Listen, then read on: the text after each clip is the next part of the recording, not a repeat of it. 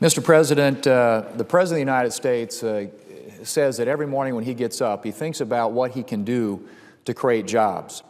And yet, just in the last couple of weeks, he turned thumbs down on a project that would create 20,000 shovel-ready jobs. The Keystone XL pipeline is a project that is teed up and ready to go. It would invest $7 billion initially, create 20,000 jobs immediately, and address a really important issue for this country, and that is energy security. We all get up and talk about getting away from the dangerous dependence that we have on foreign sources of energy, becoming more energy independent, and yet here we have an opportunity to do just that. And at the same time, create lots of economic activity here in this country, create lots of jobs, and get people in this country back to work. And so it's a mystery to many of us as to why the administration and the President would not find this particular project to be in America's national interest. It really comes down, in many respects, to whether or not we are going to continue to import the oil, the energy that we need in this country from unfriendly nations. We get about 700,000 barrels a day from Venezuela,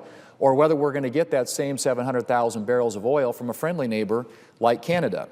And so when you look at that juxtaposition, that comparison, and say, okay, 700,000 barrels of oil from Hugo Chavez or 700,000 barrels of oil from Canada, I think most Americans would say it makes a lot more sense to do business with a friendly ally to the north.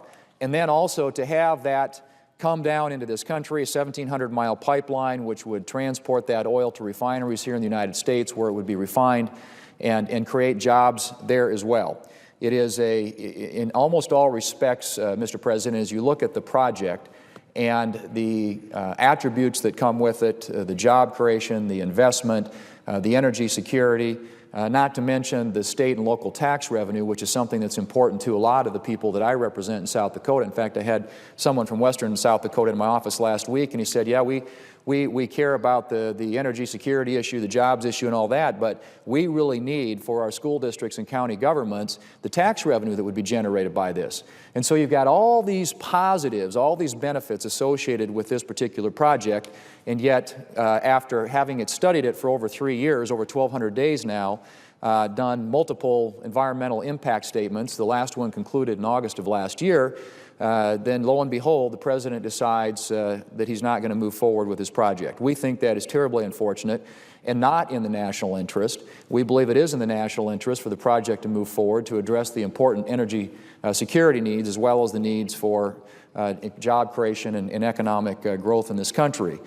And two of my colleagues, the former governors, now senators from Nebraska and North Dakota, are people who are well acquainted with these types of projects. The governor of North Dakota was very involved when the first Keystone pipeline was built from Canada down through North Dakota, South Dakota, Nebraska, and points south. And that project went through a permitting process. It was a couple of years in the making. It was approved. The construction process was concluded. Now it's operational. Well, that is, I think, an example of how this particular project could work. The senator from Nebraska, of course, this would cross his state. There were some concerns at one time about whether or not it had the right route in order for this to be done in the best environmental way. Those issues have been addressed. The Nebraska legislature met in special session.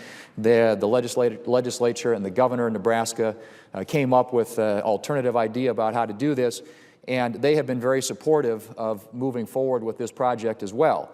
So the question before the House, Mr. President, is if the President of the United States determines that this is not in the national interest, notwithstanding the support of lots of members of Congress on both sides of the aisle, I think overwhelming support of the states through which this line would traverse. The labor unions who represent the working people in this country are very much supportive of this.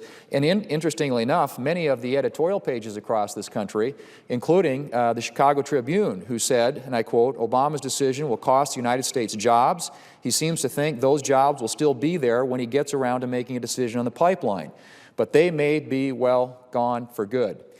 End quote. And then they go on to say that this will deny the United States a reliable source of oil. Note that Canada has never threatened to block the Strait of Hormuz, end quote.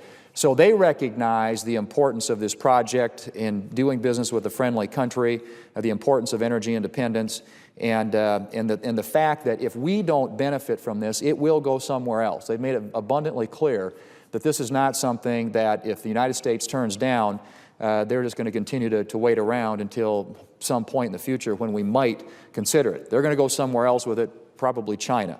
So for all those reasons, we believe that we need to advance this project and do everything we can to move it forward. So my colleagues have come up with a piece of legislation that recognizes the role of the Congress under the Commerce Clause and our ability to approve this project, and I would hope that we would get an opportunity to discuss and debate this issue here in the United States Senate, to get a vote on this, perhaps get a vote as well in the House of Representatives, where Congress could weigh in on this, perhaps change the President's mind about this important project.